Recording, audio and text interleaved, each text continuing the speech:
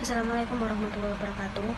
Kami dari kelompok 5 akan mempresentasikan tentang motivasi dan kepemimpinan yang beranggotakan 1. Kartika Putri Yuliani dengan NIM 210301060, 2. Hazal Aisyah Mantasya dengan NIM 210301065, yang ketiga Deviana Khairunisa dengan NIM 210301093, yang keempat Siti Marani Septiana Pandi dengan NIM 210301096, yang kelima Fadila Ayu Puspitasari dengan NIM 210301108. Yang pertama, saya akan menjelaskan mengenai pengertian motivasi.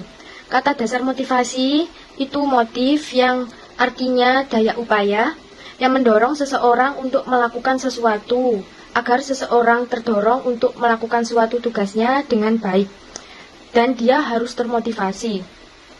Konsep penting fungsi pengarahan pada individu, motivasi.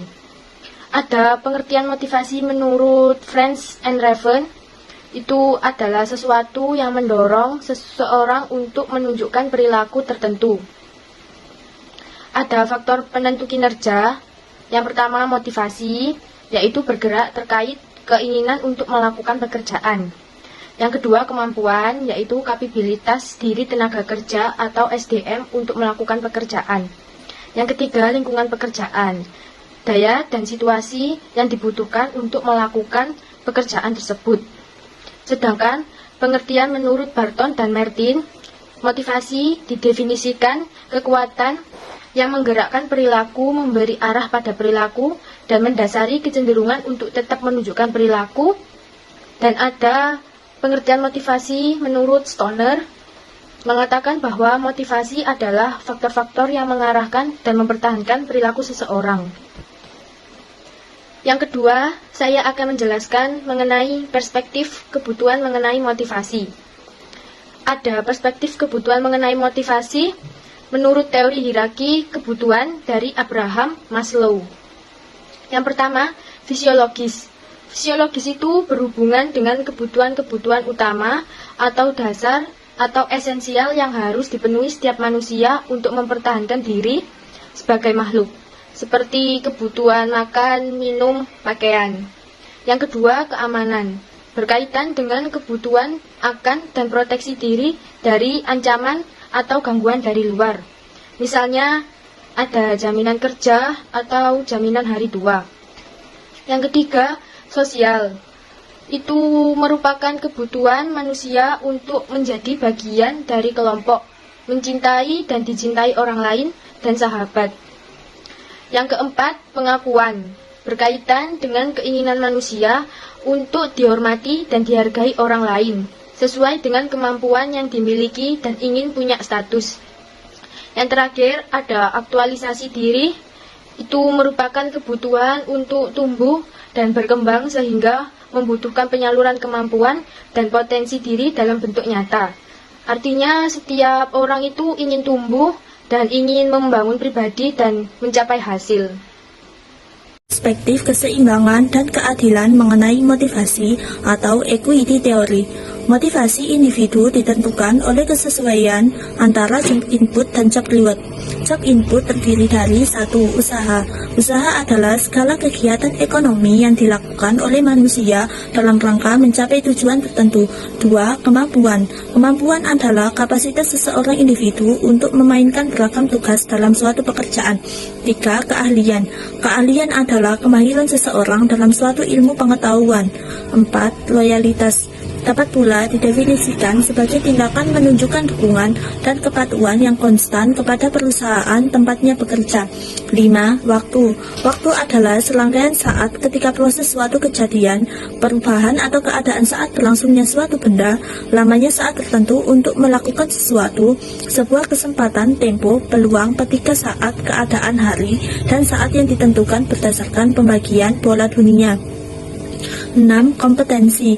Kompetensi diartikan sebagai kemampuan yang dibutuhkan untuk melakukan atau melaksanakan pekerjaan yang dilandasi oleh pengetahuan, keterampilan, dan sikap kerja. Job reward terdiri dari 1. Upah, 2. Kepastian dan keamanan kerja, 3. Benefit, 4. Peluang karir, 5. Status, 6. Peluang promosi. Teori keadilan atau equity teori 2 sebagai suatu pendekatan proses terhadap motivasi diperkenalkan oleh J. Stacy Adam. Teori ini menekankan pada tiap orang mengharapkan hasil atau outcome yang diterima sesuai dengan masukan atau input yang diberikan dan juga dengan apa yang diterima orang lain, baik di lingkungan pekerjaannya maupun di organisasi lain. Hasil berupa imbalan yang diterima oleh individu dari organisasi seperti gaji, jabatan, penghargaan, sedangkan masukan merupakan kontribusi yang diberikan oleh individu kepada organisasi seperti usaha, tingkat pendidikan, dan pengalaman. Perspektif pengharapan mengenai motivasi. A. Konsep dasar mengenai perspektif pengharapan. Perspektif pengharapan dapat dikatakan merupakan kelanjutan dari perspektif keseimbangan dan keadilan. Mengenai motivasi, perspektif memandang bahwa motivasi seseorang dalam berperilaku dan bekerja sangat tergantung pada berbagai pilihan penghargaan yang akan diperolehnya berdasarkan tingkatan perilaku dan pekerjaan yang akan dilakukannya. David Nadler dan Edward Lawler mengemukakan beberapa asumsi sebagaimana dikutip oleh Stoner, Freeman, dan Gilbert yang terkait dengan beberapa perilaku seseorang dalam organisasi yang dikaitkan dengan harapan seseorang dalam organisasi tersebut. Keempat asumsi tersebut adalah: 1. Perilaku sangat ditentukan oleh kombinasi dari berbagai faktor individu dan berbagai faktor lingkungan. 2. Perilaku individu dalam organisasi senantiasa ditentukan oleh kesadaran dari keputusan setiap individu. 3. Individu memiliki keragaman kebutuhan, pengharapan, dan tujuan. 4. Masing-masing individu cenderung akan berperilaku berdasarkan pilihan alternatif perilaku yang terkait dengan harapan mereka. Perspektif penguatan mengenai motivasi. Teori penguatan dengan melihat ada hubungan antara sikap dan konsekuensinya. Teori ini fokus untuk mengubah atau memodifikasi sikap kerja pegawai melalui penggunaan yang tetap akan penghargaan dan hukuman. Modifikasi sikap adalah nama yang diberikan pada serangkaian teknik yang digunakan dalam teori penguapan untuk memodifikasi sikap manusia. Asumsi dasar yang mengatakan bahwa sikap yang diperkuat secara positif cenderung akan diulang dan sikap yang tidak diperkuat secara positif cenderung tidak akan diulang. Penguatan tentu untuk diulang dan ditahan. 4 alat penguatan yang ada adalah penguatan positif pembelajaran, penghindaran, hukuman, dan penundaan. 1. Penguatan positif. Penguatan positif adalah pemberian kesenangan dan konsekuensi bila dia sebagai kompensasi atas dilakukannya sikap yang diinginkan. 2. Pembelajaran penghindaran adalah penghapusan konsekuensi yang tidak menyenangkan yang menyiapkan sebuah sikap yang diinginkan. 3. Hukuman. Hukuman adalah kerugian atas asing yang tidak menyenangkan dari seorang pegawai, hubungan yang biasanya muncul menyertai sikap yang tidak diinginkan. Perspektif penyusunan tujuan mengenai motivasi menyangkut tingkat keterlibatan anggota dalam menyusun dan penentuan tujuan organisasi. Anggota yang bertipe X cenderung kurang dilibatkan dalam penyusunan tujuan, sedangkan yang bertipe Y cenderung untuk lebih dilibatkan dalam penyusunan tujuan atau kerangka MC Gregor. 4 fase yang harus dilakukan oleh manajer sehubungan dengan dari setiap kegiatan yang akan dilakukan menurut Stoner, Freeman, Gilbert, Christopher, Early, dan Christine Shirley. 1. Penentuan tujuan atau target yang akan dicapai. 2. Penentuan apakah tujuan atau target tersebut realisasi atau memungkinkan untuk dicapai. 3. Mempertimbangkan dan menentukan kesesuaian tujuan dan target tersebut dengan target. 4. Tujuan individu dalam organisasi. Jika tujuan organisasi telah selaras dengan tujuan individu, maka individu akan termotivasi untuk mencapai tujuan tersebut dengan menunjukkan perilaku dan kinerja yang diharapkan. Hubungan dengan kepemimpinan. Pelaksanaan tugas dan pekerjaan merupakan suatu kewajiban bagi para pegawai di dalam suatu perusahaan atau organisasi. Lalu, di dalam pelaksanaan tugas dan pekerjaan tersebut tentunya pasti mempunyai suatu tujuan yang sama, yaitu mengharapkan suatu hasil pekerjaan dan tugas yang baik serta memuaskan yang sesuai dengan apa yang telah ditentukan sebelumnya. Untuk mendapatkan suatu hasil kerja yang baik dan sesuai dengan tujuan suatu perusahaan atau organisasi, maka setiap pemimpin harus mempunyai suatu aturan dan ketentuan yang dituangkan dalam pembentukan kebijakan. Kebijakan itu dibuat agar setiap komponen organisasi melaksanakan tujuan yang sesuai dengan tujuan yang telah ditetapkan. Dalam upaya mencapai tujuan tersebut, perlu adanya suatu faktor yang dimiliki oleh para pegawai, yaitu semangat bekerja. Semangat bekerja itu sendiri timbul dan tumbuh dalam diri pegawai yang disebabkan oleh adanya motivasi dari pimpinan. Dalam arti pimpinan itu memberikan motivasi atau dorongan kepada pegawai dan anggotanya, baik kebutuhan batin maupun kebutuhan lahir. Sadar akan betapa pentingnya pegawai dalam pembangunan sesuai dengan hakikat pembangunan nasional yang berdasarkan Pancasila dan UUD 1945 sebagai GBHN adalah pembangunan manusia seutuhnya dan pembangunan seluruh masyarakat Indonesia. Oleh karena itu, pemberian motif oleh pemimpin merupakan suatu kewajiban yang harus dijalankan agar tumbuh dan timbul semangat kerja dalam diri pegawai. Karena keberhasilan pegawai sangat tergantung dari motivasi dan kebijakan yang diberikan oleh pemimpin. Konsep dasar kepemimpinan. Konsep dasar kepemimpinan yang perlu dipahami adalah pengertian kepemimpinan itu sendiri. Pengertian kepemimpinan itu ada beberapa menurut para ahli. Yang pertama, ada Althusser pada tahun 2007. Kepemimpinan adalah proses di mana seorang individu mempengaruhi kelompok individu untuk mencapai tujuan bersama. Yang kedua ada Zedjik tahun 2012. Kepemimpinan adalah menginspirasi orang lain untuk mengejar visi sesuai dengan ketentuan yang sudah ditetapkan dan menjadi upaya bersama, visi bersama, dan juga kesuksesan bersama. Ada banyak tipe dalam kepemimpinan, maka wajar jika ada banyak pula faktor yang mempengaruhi tipe kepemimpinan setiap individu. Yang pertama ada faktor internal, yaitu faktor yang berkaitan dengan bakat kepribadian juga kecerdasan seseorang. Yang kedua faktor eksternal, yaitu faktor yang berkaitan dengan inspirasi, motivasi, latihan dari luar siswa. Oleh karena itu, tidak ada konsep kepemimpinan yang bisa diterapkan secara sempurna, karena setiap manusia memiliki kepribadian yang berbeda satu dengan lainnya. Kepemimpinan akan berjalan sesuai dengan karakter yang dibawa individu tersebut akan menjadi seorang pemimpin. 2.9 Pendekatan mengenai kepemimpinan. Pada dasarnya, manusia diciptakan mempunyai sifat pemimpin, khususnya pemimpin bagi dirinya sendiri. Jika seorang mampu memimpin dirinya sendiri, maka besar kemungkinan dapat juga menjadi pemimpin bagi orang lain atau organisasi. Suatu organisasi akan berhasil atau gagal itu pada dasarnya ditentukan oleh seorang pemimpin. Suatu ungkapan mulia yang mengatakan pelaksanaan suatu pekerjaan merupakan ungkapan yang mendudukan posisi pemimpin dalam suatu organisasi pada posisi yang terpenting.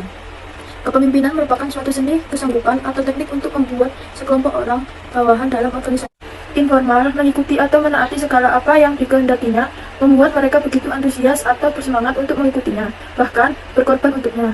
Perilaku pemimpin secara elitis harus dapat mendorong kinerja staf dan para bawahannya dengan menunjukkan rasa bersahabat, dekat, dan penuh pertimbangan terhadap semua pihak, baik sebagai individu maupun kelompok.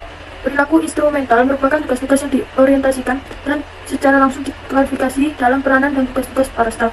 Dengan demikian, keberadaan seorang pemimpin dalam setiap lembaga termasuk di dalamnya lembaga pendidikan dalam tugas dan fungsinya dituntut untuk memiliki kebijaksanaan dan wawasan yang luas.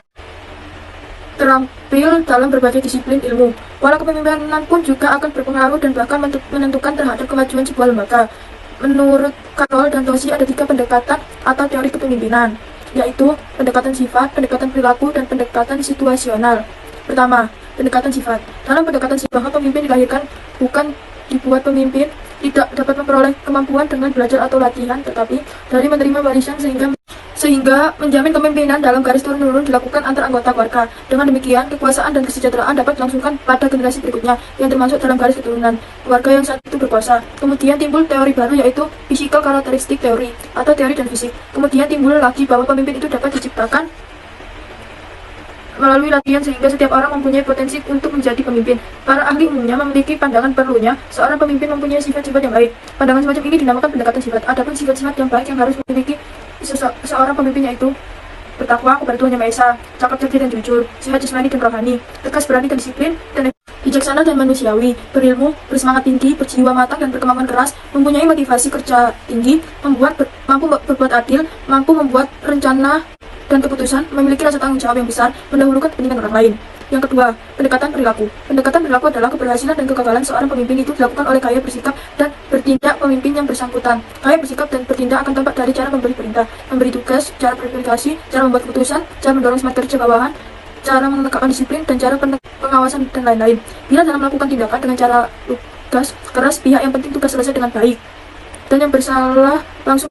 Gaya kepemimpinan itu cenderung bergaya otoriter. Sebaliknya, jika dalam melakukan kegiatan tersebut pemimpin dengan cara halus, simpatik, interaksi, timbal balik, menghargai pendapat, dan lain-lain, maka gaya kepemimpinan ini bergaya kepemimpinan demokratis. Pandangan klasik menganggap sikap pegawai itu pasif dalam arti enggan bekerja, malas, takut, memikul tanggung jawab, bekerja berdasarkan perintah. Sebaliknya, pandangan modern pegawai itu manusia yang memiliki perasaan, emosi, kehendak aktif, dan tanggung jawab. Pandangan klasik menimbulkan gaya kepemimpinan otoriter, sedangkan pandangan modern menimbulkan gaya kepemimpinan demokratis. Dari dua pandangan di atas menimbulkan gaya kepemimpinan yang berbeda. 3.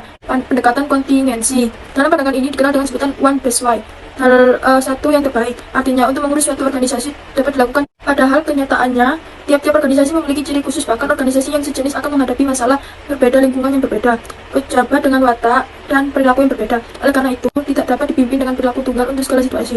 Situasi yang berbeda harus dihadapi dengan perilaku kepemimpinan yang berbeda. Fromon Ekes mengatakan bahwa organisasi adalah suatu sistem yang terdiri dari subsistem dengan batas lingkungan subsistem. Pandangan kontingensi menunjukkan pendekatan dalam organisasi adanya antar hubungan dalam subsistem yang terdiri dari subsistem maupun organisasi dengan lingkungannya. Kontingensi berpandangan bahwa asas-asas organisasi bersifat universal. Apabila dikaitkan dengan kepemimpinan, maka dapat dikatakan bahwa tiap-tiap organisasi adalah unik. 2.10 Perilaku politis dalam organisasi. Sejumlah faktor yang mendorong perilaku politik adalah sebagian merupakan karakteristik individu yang berasal dari sifat-sifat unik yang direkrut oleh organisasi. Sebagian lainnya adalah hasil dari kultur atau lingkungan internal organisasi. Kegiatan politik didefinisikan sebagai kegiatan yang tidak disyaratkan sebagai bagian dari peran formal seseorang. Semakin besar ambiguitas peran, semakin banyak seseorang dapat terlibat dalam kegiatan politik dengan peluang kegiatan itu terlihat kecil. Perilaku politik adalah domain praktik dari power in action, dilaksanakan melalui beragam teknik dan taktik mempengaruhi tujuan perilaku politik. Individu atau grup membuat klaim atas teritori dan sumber daya organisasi. Saat ini, para manajer di berbagai organisasi didorong untuk lebih bersikap demokratis. Manajer diminta untuk lebih terbuka terhadap masukan dari para karyawan dalam proses pengambilan keputusan dan mau mendengarkan saran dari kelompok dalam proses yang sama. Tetapi tidak semua manajer menganut demokrasi. Banyak manajer yang menggunakan kedudukan untuk melegitimasi kekuasaan dan membuat keputusan yang bersifat sepihak. Para karyawan semakin merasakan tekanan besar untuk meningkatkan kinerja mereka, sehingga besar kemungkinan mereka terlibat dalam proses politisasi. Pandangan negatif tentang politik organisasi. Yang pertama, perilaku mementingkan diri sendiri tanpa sanksi. Yang kedua, pemicu konflik dan ketidakharmonisan pada level individual dan organisasi. Yang ketiga, pemicu lingkungan kerja yang keras dan tidak nyaman. Yang keempat, pemicu stres. Yang kelima, pemicu sikap negatif terutama pada karyawan level bawah. Sekian presentasi dari kami. Wassalamualaikum warahmatullahi wabarakatuh.